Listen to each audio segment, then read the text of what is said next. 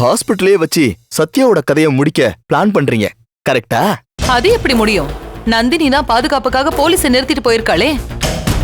அவங்கள மீறி நாம என்ன பண்ண முடியும்? போலீஸ் மட்டுமா இருக்காங்க? அசோக், தேவா, துர்கான்னு எல்லாரும் இங்க தானே இருக்காங்க.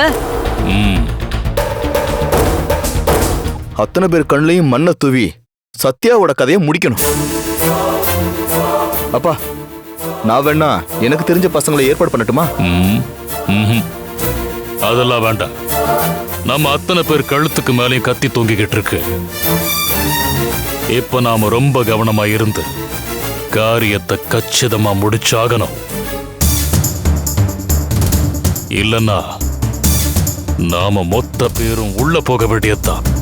ஆமாங்க, பணம் காசு செலவானாலும் பரவாயில்ல, சத்தியா சாகணும். நல்ல ஆளுங்களா வர வைங்க. வேலையை பர்ஃபெக்டா செஞ்சு முடிக்கிற ஒரு டீம் இருக்காங்க. அவங்க கிட்ட நான் பேசிடுறேன். ஆனா அதுக்கு முன்னாடி